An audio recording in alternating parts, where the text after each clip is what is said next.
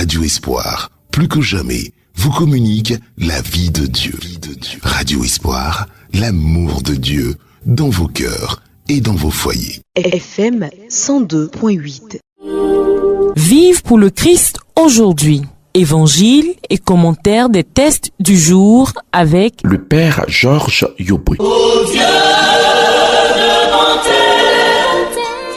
Frères et sœurs, auditeurs et auditrices du Radio Espoir, bonjour. Je voudrais me réjouir avec toutes ces personnes qui ont pris la peine de se lever très tôt pour suivre les ondes de cette radio qui donne de l'espoir. Vous avez bien fait de vous laisser éclairer par la parole de Dieu, par l'évangile de ce jour, avant d'aller à la messe ou de vaquer à vos occupations. Le Seigneur nous éclairera, il nous donnera la force d'affronter cette journée. Je suis votre ami et frère, le Père Georges Yoboué. Vous êtes à votre émission Vivre pour le Christ. Nous sommes aujourd'hui mercredi 11 décembre 2024, mercredi de la deuxième semaine du temps de l'Avent de l'année C. Nous allons ensemble méditer l'évangile de Jésus-Christ selon saint Matthieu, chapitre 11, verset 28 au verset 30. En ce temps-là, Jésus prit la parole. « Venez à moi, vous tous qui pèsez sous le poids du fardeau, et moi je vous procurerai le repos. Prenez sur vous mon joug, devenez mes disciples, car je suis doux et humble de cœur, et vous trouverez le repos pour votre âme. Oui, mon joug est facile à porter, et mon fardeau léger. » Parole du Seigneur. Nous rendons grâce à Dieu.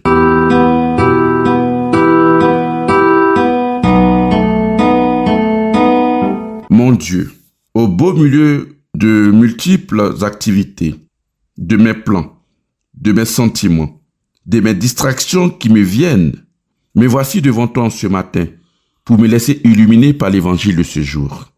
Dispose mon cœur, tout mon être, à me laisser éclairer par ta parole. Frères et sœurs, auditeurs et auditrices de Radio Espoir. Précédemment dans l'évangile selon Matthieu, Jésus avait montré combien la venue effective du Christ, comme celle de son précurseur Jean le Baptiste, dérogeait aux attentes glorieuses, victorieuses, voire princières des hommes. Dès lors, l'emprisonnement de Jean, c'est les difficultés de la mission et les persécutions comme la croix de Jésus, révèlent-ils des aveux divins ou au contraire, ils sont surprenants des saints? Les versets qui suivent se situent dans cette continuité de pensée. Le passage débute de manière solennelle par l'expression « en ce temps-là ». Il s'agit moins d'une indication chronologique que d'une insistance sur le temps que Dieu choisit pour intervenir, avec souvent une dimension eschatologique. C'est le temps de l'avènement et du déploiement du royaume. Ainsi, les paroles de Jésus s'ouvrent par une prière, suivie de l'affirmation centrale quant à sa filiation divine, puis d'un appel à redevenir disciple, qui est le test de notre méditation. Donc nous revenons en amont de cet évangile du chapitre 11e de Matthieu pour comprendre l'intégralité de ce passage.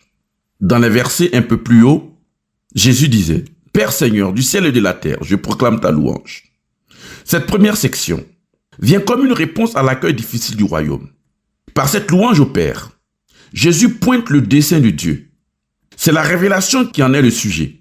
Dieu se révèle, mais ceux qui s'en sont faits les spécialistes, sages ou savants, en sont exclus. Effectivement, la venue du Fils de l'homme était non seulement attendue, mais aussi prévisible selon les modalités puisées, ou plutôt choisies, dans les traditions apocalyptiques et les Écritures. Céleste, royale, puissante, parfois accompagnée d'une armée d'anges. Le savoir déterminait un Messie à la mesure des élites savantes et à leur ressemblance. Or, ce Jésus de Nazareth ne correspond pas à cette image. Et le dessein du Père est surprenant. La bienveillance dépasse toute sagesse humaine. C'est aux petits qu'il se révèle de manière privilégiée. Celles et ceux qui n'ont pas ce savoir encyclopédique, mais qui pourtant bénéficient déjà des signes du royaume, c'est-à-dire des aveugles, des boiteux, des pauvres, des lépreux, des sourds, selon Matthieu 11, 4 à 5. Signe porté par un simple Nazaréen, tout m'a été remis par mon Père. Ce verset central désigne Jésus de cette manière originale que nous avons peu entendu auparavant. Matthieu souligne souvent cette figure paternelle de Dieu. Mais en ce verset, Jésus définit ce lien unique qui l'unit à Dieu. Il ne s'affirme pas seulement le Fils de l'homme ou Messie, mais de ce Fils du Père. Matthieu ne fait seulement mémoire de l'origine de Jésus que par son incarnation. L'ensemble du verset insiste sur l'adéquation la communion qui unit Jésus à son Père. Cette relation n'est pas liée à un savoir extérieur, mais à une connaissance intime. Il a tout de son Père. Pourrait-on dire, tout, y compris la mission. Le révéler, jusque dans l'humilité, avec cette liberté d'agir indépendamment de l'attente des hommes. Par ce verset, Matthieu présente Jésus comme l'acteur unique de la révélation du Père et du royaume. Rien ne peut se comprendre en dehors du Christ Jésus, y compris, comme le montreront les autres passages, l'écriture elle-même qu'il vient accomplir, c'est-à-dire donner sens. Frères et sœurs, Jésus dit, venez à moi vous tous qui peinez sous le poids du fardeau. Si la révélation du Père s'adresse de manière préférentielle aux tout petits, il englobe dès lors celles et ceux qui sont éprouvés, abattus, écrasés par la pauvreté ou l'oppression. Celles et ceux qui n'ont aucun moyen de se défendre. Mais sans doute, dans le contexte immédiat de notre évangile, ce poids du fardeau fait référence aux échecs, aux contradictions et aux persécutions. Cette vie croyante, oppressée et contestée par un monde ou un entourage hostile. Dès lors, l'appel à devenir disciple devient un appel à suivre encore, jusque dans les difficultés, celui qui se présente ici comme le Fils et le Messie, doux et humble du cœur. Cette douceur et humilité de Jésus fait écho aux béatitudes de Matthieu chapitre 5, dont le verset central affirmait la persévérance dans les épreuves. Heureux les doux, heureux êtes-vous si l'on vous insulte, si l'on vous persécute et si l'on dit faussement toutes sortes de mal contre vous à cause de moi. L'évangéliste fera aussi appel à l'humilité du Christ lors de son entrée à Jérusalem, peu de temps avant sa passion, Matthieu 21, verset 5. L'humilité est un mot proche de l'humiliation. Je reprends. L'humilité est un mot proche du mot humiliation et synonyme dans une perspective évangélique. Humilité et humiliation vont de pair.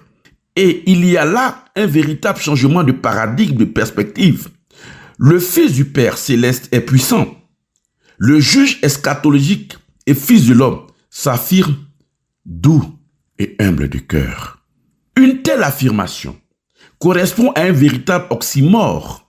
Et Jésus invite à repenser la représentation traditionnelle du Messie, car c'est en cette faiblesse apparente que se constitue la douceur et l'humilité, que Jésus se présente aussi comme l'unique voie du salut. Dans la tradition juive, le joug sert d'illustration pour décrire l'attachement à la loi de Moïse ou à la sagesse de Dieu. Les deux étant parfois confondus. On retrouve cette idée dans quelques passages bibliques. Sophonie 3.9. Les versets du livre de Ben Sirac montrent des rapprochements éclairants. Siracide 51.23. Approchez-vous de moi, vous qui n'avez pas d'instruction. Prenez place dans mon école. Pourquoi dire que vous manquez de sagesse? Pourquoi vos âmes ont-elles si grande soif? J'ouvre la bouche et déclare. Faites-en l'acquisition sans rien payer. Placez votre cou sous le joug et recevez l'instruction. On la trouve tout près de soi. Constatez-le de vos yeux. En prenant peu de peine, j'ai trouvé beaucoup de repos. Siracide 5.23, fin de citation. Dans ce passage, le joug correspond au poids de l'instruction pour obtenir la sagesse de Dieu.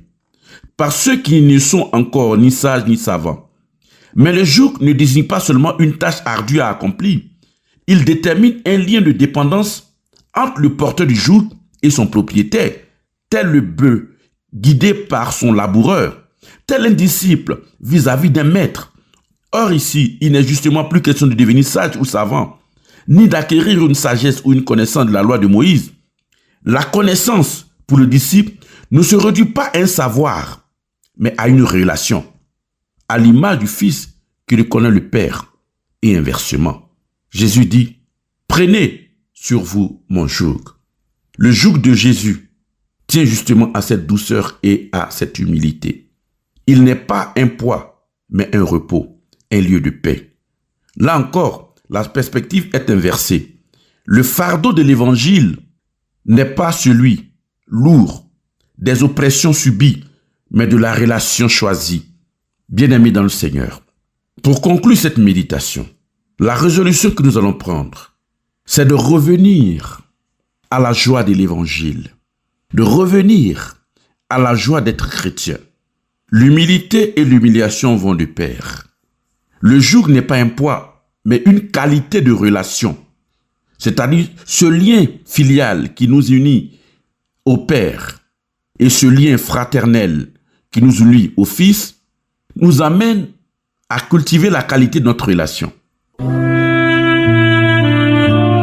C'était Vive pour le Christ aujourd'hui, évangile et commentaire des tests du jour avec le Père Georges Yoboué. FM 102.8. Voulez-vous connaître l'épître aux Philippiens et le livre de la Genèse? Eh bien, le temple de la Bible vous en donne l'occasion dans les secteurs pastoraux suivants. Secteur pastoral de Koumassi, dimanche 15 décembre 2024 à la paroisse Notre-Dame de l'Assomption de Koumassi Prodomo. Secteur pastoraux de Port-Boué et Jean Folly, dimanche 22 décembre 2024 au Collège catholique Sainte-Anne-la-Sagesse de Port-Boué. Toutes ces formations se feront en 3 vagues de 7h, 10h et 14h avec à la clé une attestation de formation. Coût de la formation 3500 francs. D'éminents spécialistes se tiendront à votre disposition pour répondre à vos interrogations. Paroissiens et paroissiennes des secteurs pastoraux de Koumassi, Port-Boué et Jean Folly, saisissez l'opportunité d'apprendre presque gratuitement ces livres. Formation ouverte à tous. Profitez-en. Pour bien la suivre, il faudrait lire intégralement les livres, les notes et les commentaires et préparer d'avance les questions à poser à l'expert. Inscription au secrétariat des paroisses des secteurs ou au numéro suivant 07 67 74 24 48 05 01 51 14 70. Bonne formation à toutes et à tous. Et revoilà le traditionnel rendez-vous de fin d'année de Radio Espoir au sanctuaire marial national d'Abidjan. Ave, Ave, Ave Maria. Avec l'accompagnement spirituel du révérend Père Armazano, directeur spirituel, Radio Espoir vous convie à son pèlerinage annuel de fin d'année le samedi 28 décembre 2024 au sanctuaire marial national d'Abidjan de 8h à 14h. Thème: je vous ferai sortir de vos tombeaux. Je l'ai dit et je le ferai. Confère Ézéchiel 37, 12 à 14. Orateur Père Armazanou, directeur spirituel des agents et auditeurs de Radio Espoir. Animation Le Cœur Divin. Tous au sanctuaire marial national d'Abidjan le samedi 28 décembre 2024 à 8h. Je dis bien à 8h. Contact 0779 88 29 74. Bon pèlerinage à toutes et à tous.